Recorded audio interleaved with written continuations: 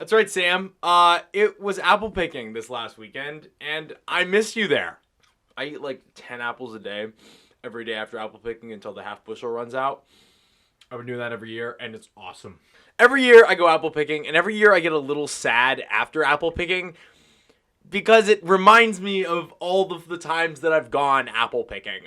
Apple picking is an event that my family does every year, and we've been going for 30 years. 30 years. That's a very long time. Sam, I believe the first year that you joined us was the 25th annual, and this past year we celebrated the 30th annual. We invite friends and family, and we go to the same orchard, and we spend an afternoon in September or early October picking apples. That's it. There's not really much else to the activity. Generally, afterwards, we go back to my parents and have dinner. But that's it.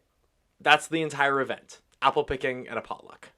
But every year that it happens, I get a little bit sad about it. Tradition has a way of showing the passage of time, right?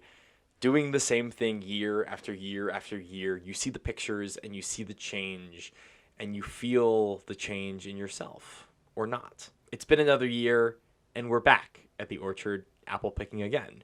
Do I feel different? Does it feel like it's been a year? Does it feel like it's been longer than a year? Less than a year? Who was here last year that isn't making it this year? Who used to come apple picking that I haven't seen in a long time? I remember back to apple pickings when I was a kid, and I had friends that came with me, friends that I was really close with at the time, friends that I haven't talked to for 5 or 6 years, maybe longer. Our lives are constantly changing, but when we have these benchmark events, they can serve as sort of rocks in the stream to see how fast the water is moving. When we're just flowing along with the current, we can't tell at all. There's something delightfully Midwestern about all of it. To go and walk into a field and pluck apples off of trees and put them in bags and carry them back to your car and pay for them. And then stop at the little tiny store that's there and buy fry pies and homemade cheese and a jug of apple cider. It's tough to know where we're going. Having a benchmark event like this serves as a spot for me to really consider what's going on in my life.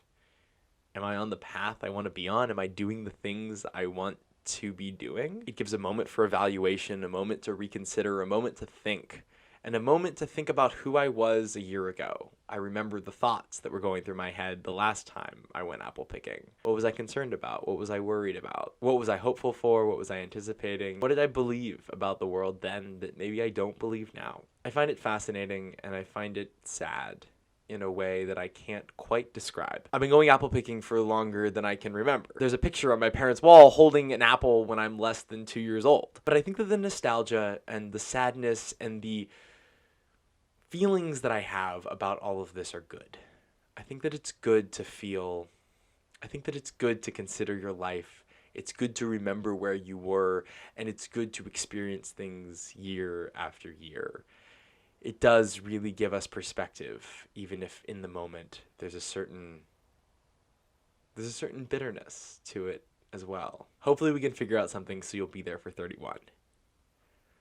That's all I have to say. I hope you have a great rest of your week. I love you, man, and I miss you so much.